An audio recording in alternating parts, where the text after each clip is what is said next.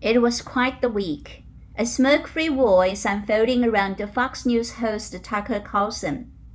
Hello everyone, this is Sarah. Before we go on with this episode, please don't forget to like, subscribe, and turn on the notification bell. I really appreciate your support. Tucker Carlson taunted the U.S. military over new flight suits for pregnant troops in his top-rated Fox News show. Some of it's relatively straightforward work, where we're making good progress designing body armor that fits women properly, tailoring combat uniforms for women, creating maternity flight suits, updating requirements for their hairstyles. Accusing the Biden administration of seeking to make the U.S. military more feminine and criticizing the idea that pregnant women are going to fight our wars. He thinks it's out of control and it's a mockery of the U.S. military and its core mission, which is winning wars. The Pentagon spokesman, John Kirby, condemned Carlson's comments swiftly and said in a statement that what we absolutely won't do is take personnel advice from the talk show host.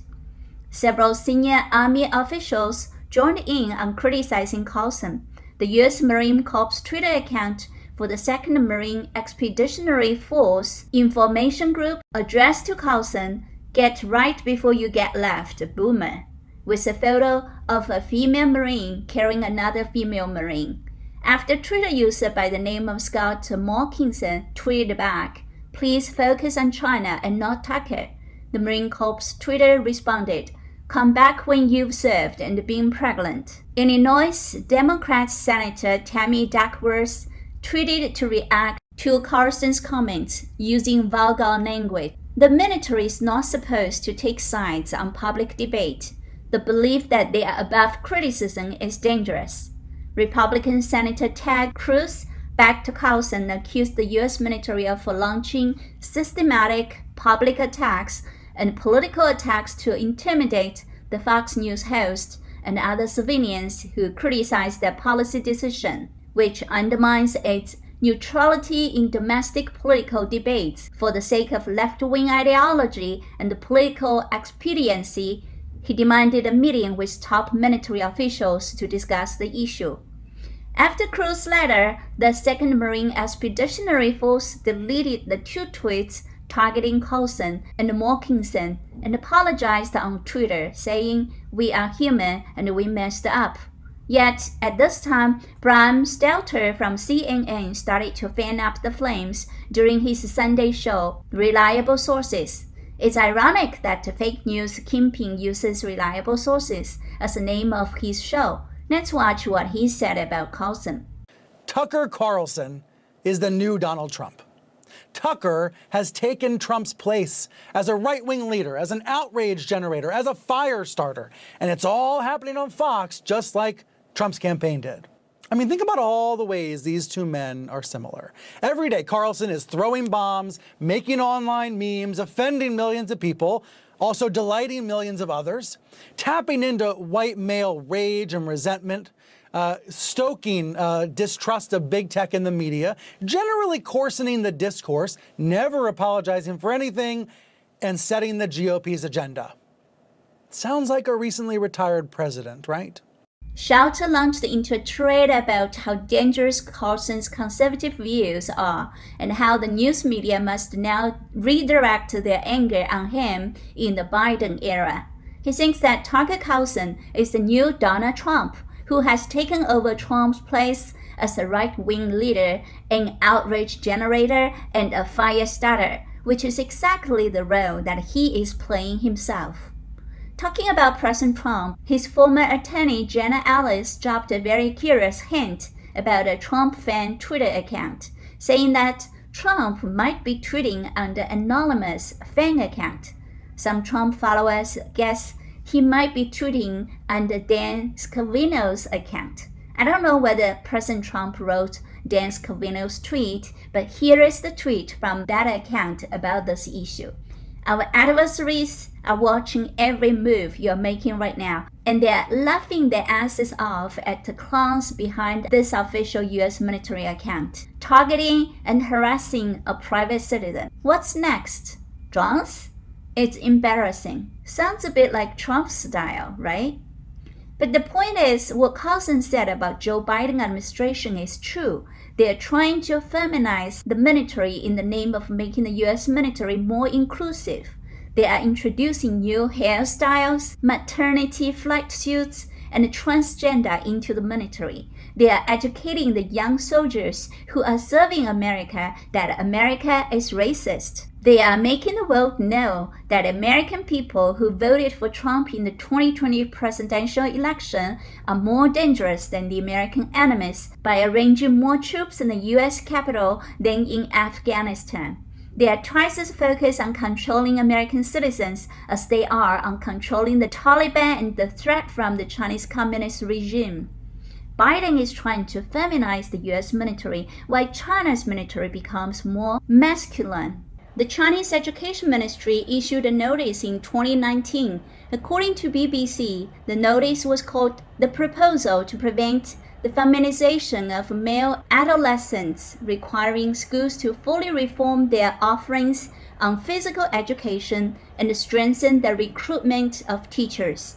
John Ratcliffe, former director of U.S. National Intelligence, said that China has conducted human testing on members of the People's Liberation Army in hope of developing soldiers with biologically enhanced capabilities through genetic engineering. Kania, an expert on Chinese defense technology at the Center for New American Security, and Walt Dick, a consultant on China Matters and a former U.S. Navy officer, cited 2016 Chinese report which characterized CRISPR-Cas technology as one of 3 primary technologies that might boost the troops' combat effectiveness. In addition to potential gene editing, the 2016 paper suggested that soldiers could be given the drug modafinil due to its cognitive enhancement applications.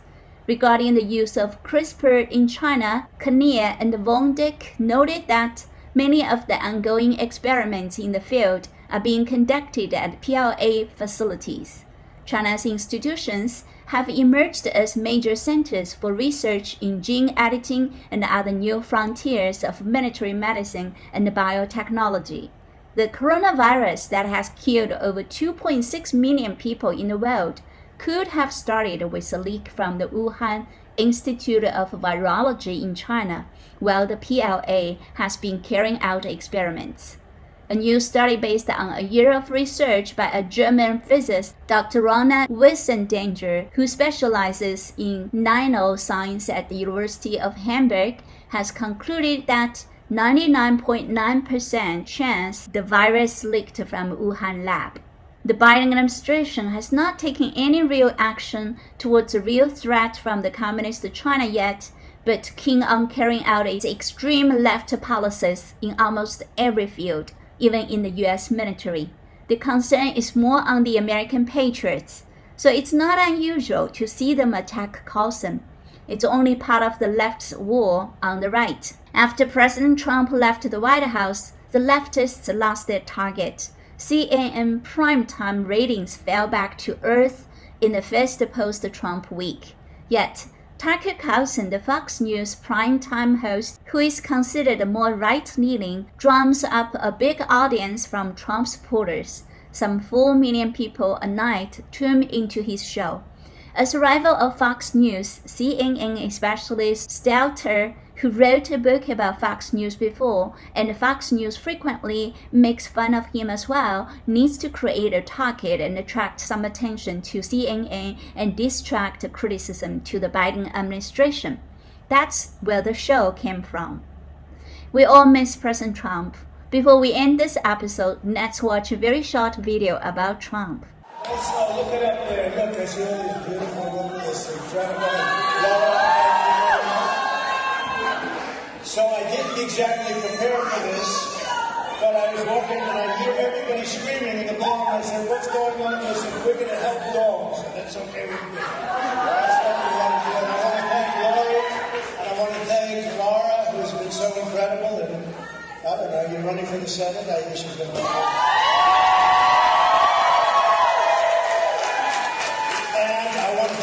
What you're doing is so important. it's so great and so important, and I'm with you 100%. And we had many meetings in the White House and the Oval Office having to do with saving and helping dogs. And that's what we want to do, and that's why and tremendous progress has been made, and we've had many meetings actually on it, and things that I never even would think is possible in terms of some of the cruelty and the horrible things that happen. And we've turned it around and made it great things, right? We've made it great things. So I just want to thank you, and I hope you're having a good time. And I hope the food is good, and enjoy yourselves, and I'll see you later now.